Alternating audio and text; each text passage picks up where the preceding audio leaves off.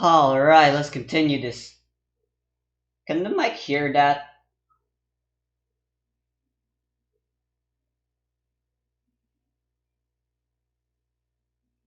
No. I hate the fact that the freaking. I wish it was just instantaneous in the thingy here. You see this? Watch what happens when I go quiet.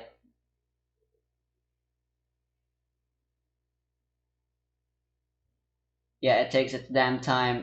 Why don't it just tell me immediately, dang it, that there are no more sounds being heard? Ugh.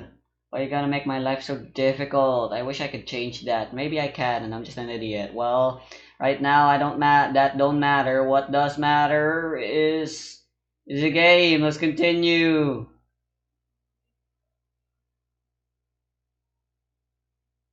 Er, huh? Yep, this is the correct save. Huh, it seems I left in it to be continued. I thought it was just a save state. Interesting. Oh well, not like it would matter much. Well, 19, it's 11:21 a.m. Very impressive, Mr. Wright. I have to say, I expected nothing less. We've only just begun. I was hoping you could tell me a bit more about what happened, actually. I did not think you would believe me if I told you. Better than you discovered the truth for yourself. I was thinking of you, you know. I think we need less thinking and more talking. That night in the hospital, what really happened? Ah, the way your eyes gleam, Mr. Wright. You'll scare Trucy. Speaking of which, where is she? You have seen the problem yourself. The letter. The one shot in the forehead. One, right? Yes, and the reason he speaks of. I could not deny my mentor's wishes, even if it meant my own death. Why not? This is something I will not say, for now at least. What's this for now business? I have done many things in my life. Some well, some poorly. But this is a cross we must bear alone to our graves. We? You wanted to know about the night of the incident. Finally, this guy sure likes to take his time getting to the important stuff. Of course, I had no intention of shooting my mentor. I snuck into his room that night at the appointed time.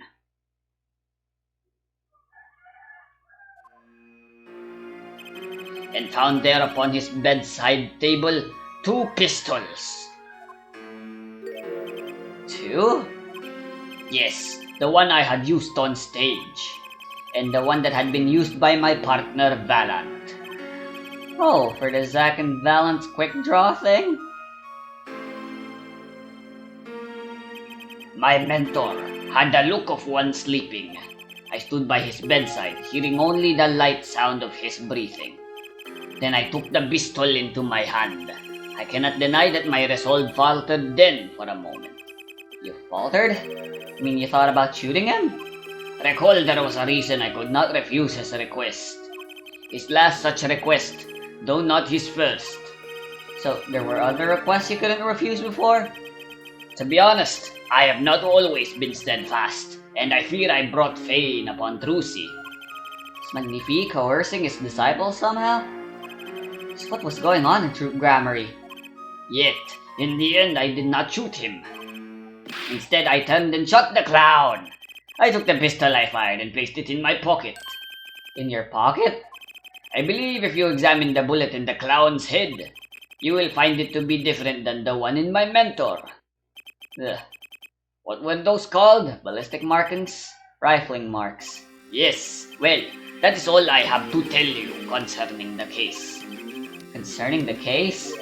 You mean, there's something else you can tell me? Eh? Ah, ha, ha, ha, ha. You are a fascinating man, Mr. Wright. Thanks. Yes, there is something. My mentor, his eyes opened. What? Magnifique Grammary? The old devil, he was not asleep, you see. Of course, the gunshot would have woken him anyway. And there we had our last discussion, as mentor and pupil. It was not a long discussion, maybe 5-10 minutes or so. What did you talk about? Ah, ah, ah. Mr. Wright, did I not just tell you? It does not concern this case. That Grammary, she seems pretty steadfast to me, or maybe just stubborn. Mr. Wright, your presence is requested in the courtroom. Once again, I am in your hands. Right, let's get back in there.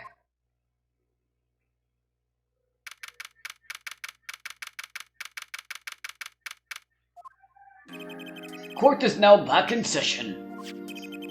During our recess, a bullet was found in and dug out from the clown's head.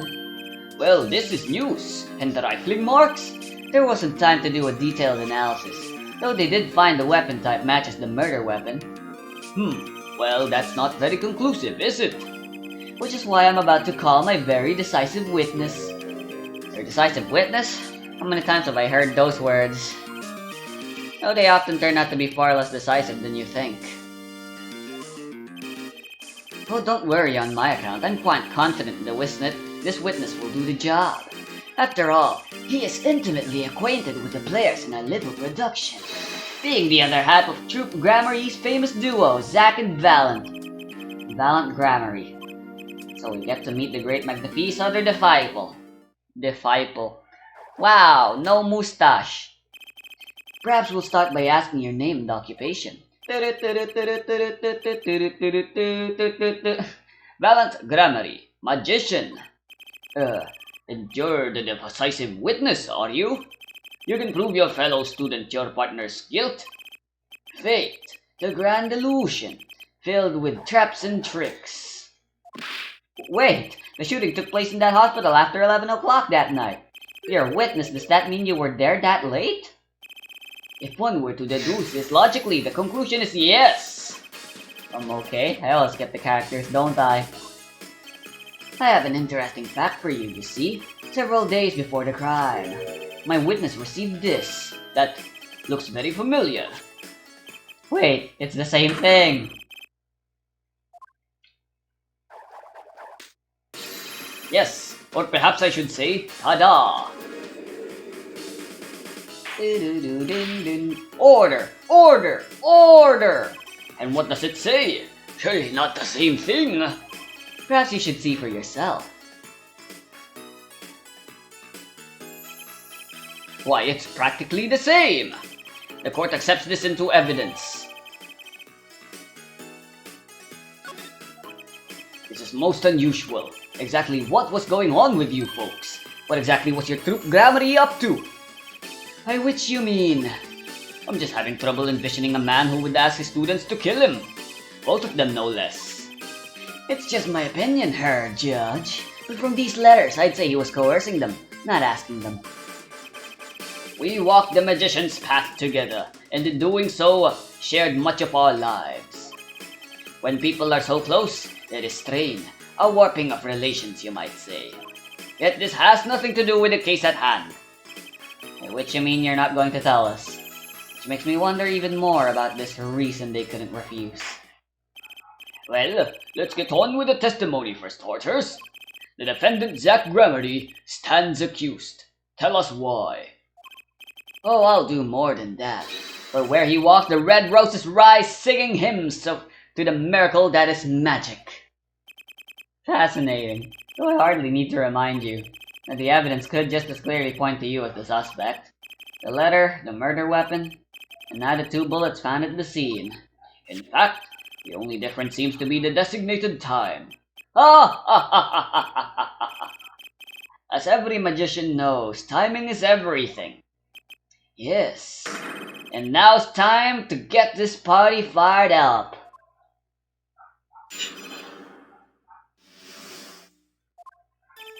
That night, I visited the hospital room at the time Magnifi requested. The smell of gunpowder hung in the room, and my mentor had taken his final bow. I did not imagine my fellow student might have received the same instructions. Yet a deal with the dead is still a deal. That sweet kiss I gave to the clown. Then I informed the doctor and the police. So you were the one who reported the crime? Indeed, I would think. This fact alone would clear my name of suspicion. Let's not jump to any conclusions. Yes, a cross-examination generally comes before the conclusions in this court. What if your testimony proved to be true?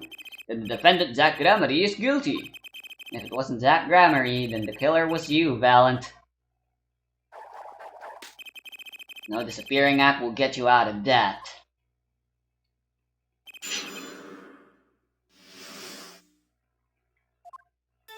He looks better without the shades.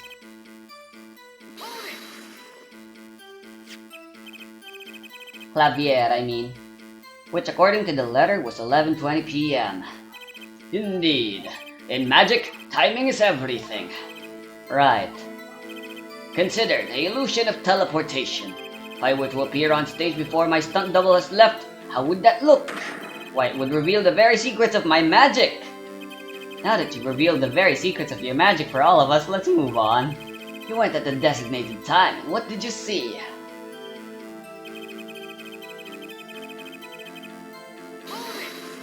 By which you mean he was already dead.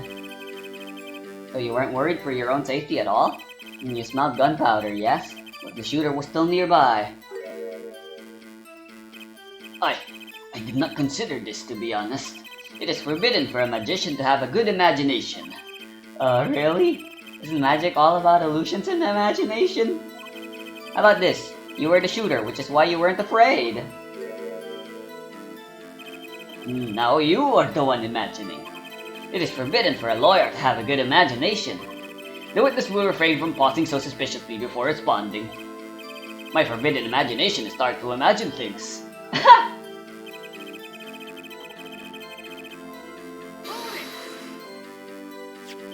Which brings us back to this reason neither of you could refuse.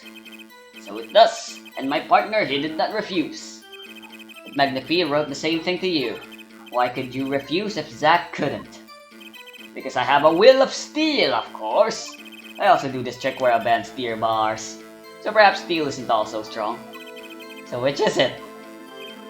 Mind if I continue? I give up trying to make him sound younger. He's gonna sound the same from now on, as he does 7 years later with the mustache and everything. There were 2 bullet holes at the scene, one in the victim and one in the clown. They're saying the one who shot the clown was you. No doubt my partner Zack has said much the same thing. Yeah, because whoever didn't shoot the clown committed murder. Better dig around here a bit more and see what I turn up. Mr. Valent, let me ask you about something else concerning the crime scene, namely... How many pistols were there when you entered the room? By which you mean what, precisely? 2 pistols were used in the Zack and Valent quick draw shoot-'em, yeah, correct? 1 for each of you. You are well informed, yet only one of my old friends sat in the hospital room that night. Let Zack tell me back in the lobby.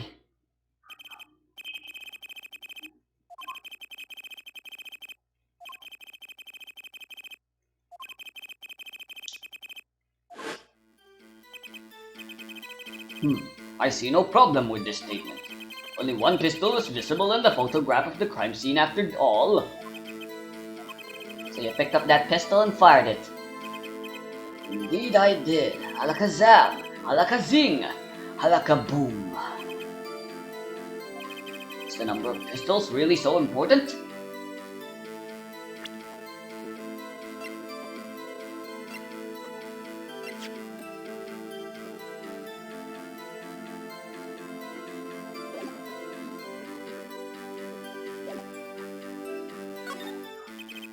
The number of pistols is quite important, Your Honor. Very well.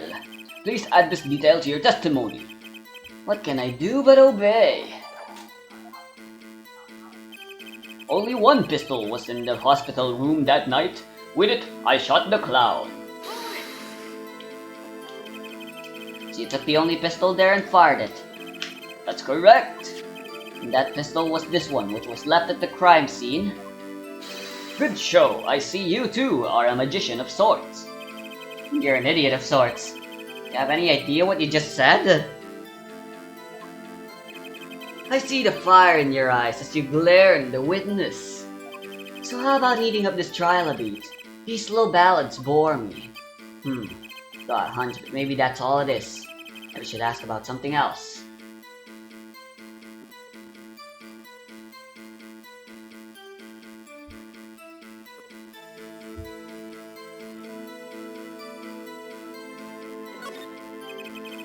In order to shoot a pistol, you need a bullet. Where was the bullet? I entered the room and took the pistol in my hand. The bullet was already loaded, ready to fire at any time. A magician is always prepared, you see. Prepared for? One never knows when a miracle will be called for. A magician always has 7 doves in his pocket, and a white rabbit up each sleeve. Clearly we're dealing with professionals here. Is this bullet that was loaded in the pistol really so important?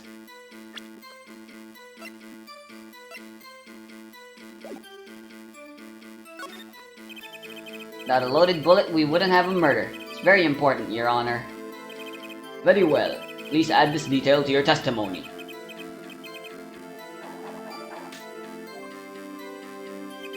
The pistol was already loaded. I merely had to pull the trigger. The pistol was already loaded. Something doesn't make sense. Why weren't the victim's fingerprints on it? You should know that we of the Troop Grammary are capable of many things. One of these being the levitation of iron balls without touching them. There's no magic involved here. The shooter was just methodical, is all. Simply wiped everything of fingerprints. Can't really do much with fingerprints that weren't there. Maybe we should ask about something else. Where exactly was the pistol when you entered the room? Atop a small bedside table it was. As if to say, here I am, take me into your hand, pull my trigger, shoot him. The victim clearly wanted to be shot. But why?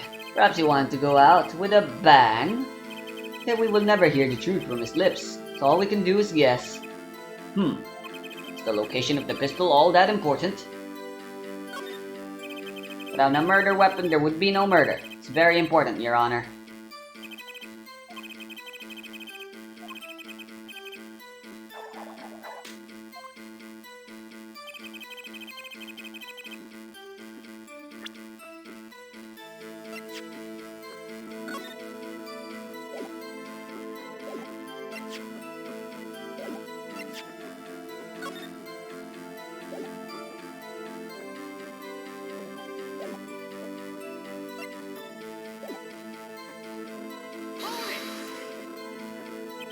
Why did you do that? I would think calling the police would come first. Then you know nothing of the relationship between a master and his disciple. If your master says die, you die. Do you understand? So you're going to die? Certainly not. It was but an example. In any case, I want to fulfill my obligation. A final courtesy to a great mentor, perhaps. Or perhaps not. Perhaps I'm totally confused.